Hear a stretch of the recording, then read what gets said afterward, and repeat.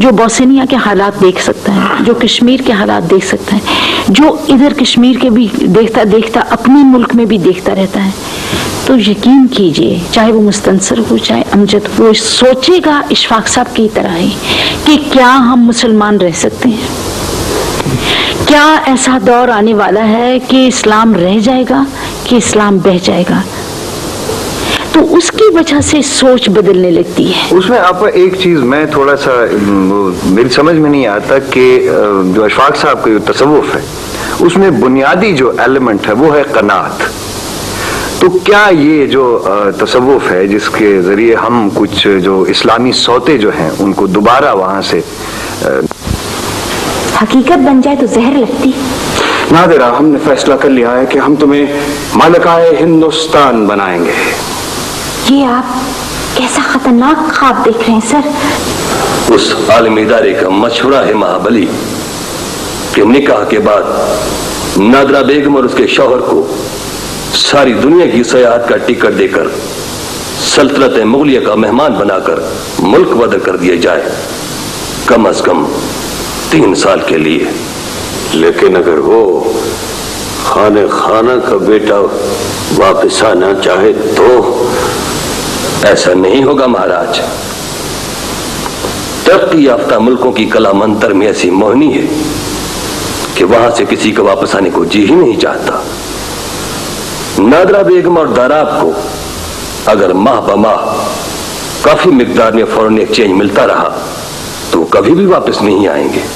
इशफाक साहब ने जब सरमनाइज करना होता है, ठीक है जी, मिंबर पे बैठा तो वो एक सीन दे देते हैं जिसमें एक एक्टर लंबा सांस लेके तो डायलॉग बोलता है। उसमें मैं बुखारी साहब ये अर्ज कर दूं कि मुझे ये लगता है कि अशफाक साहब को एक्टर नहीं चाहिए होता, हाफिज चाहिए होता। ये सूफीज़्म की इंतहा है। जी जी, हाफिजे का इम्तिहान लेते हैं एक्टर के। ये शिकायत बहुत आम मैं समझता हूँ और बहुत हद तक की है भी ठीक, लेकिन असल में मैं पुराने स्कूल ऑफ थॉट से ताल्लुक रखता हूँ। हमारे उस्ताद या गुरु जो थे वो पुराने ड्रामा निगार थे, ठीक, शेक्सपियर और यूजीन ओनील तक की हद तक के। जी। अच्छा, उनके डायलॉग इतने थे, मैं हर डायलॉग लिखने के बाद उसकी लाइनें और लफ्ज गिन लेता हूँ कि शेक्सपियर की तकरीर से तो नहीं आगे बढ़े, जो जितने उसने एंटनी की स्पीच है, जूलियस सीजर की है या हैमलेट की है, तो मैं देखता हूँ अल्हम्दुलिल्लाह नहीं बढ़े। अगर उससे बढ़ता हो तो वो फिक्र मैं काट देता हूँ, अच्छा, ताकि गुरु के साथ साथ उससे पीछे एक कदम रहे। तो ये अजीब बात है कि ड्रामे के मैदान में शेक्सपियर की लंबी से लंबी सर्मनाइजेशन को सर तस्लीम हम सर माथे पर रख के मान लेते हैं।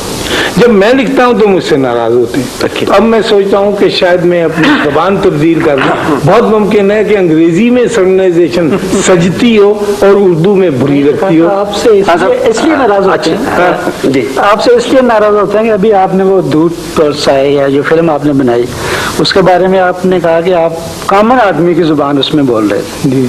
तो कॉमन आदमी तो बड़े छोटे छोटे फिक्रे बोलता है।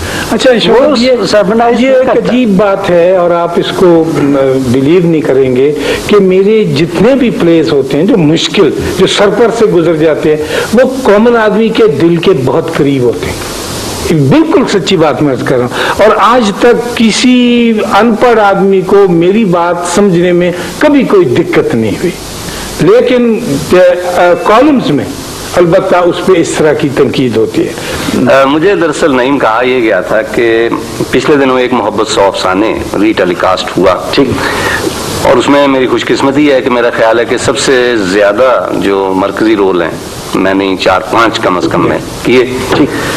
उसमें प्रोड्यूसर की ख्वाहिश भी थी और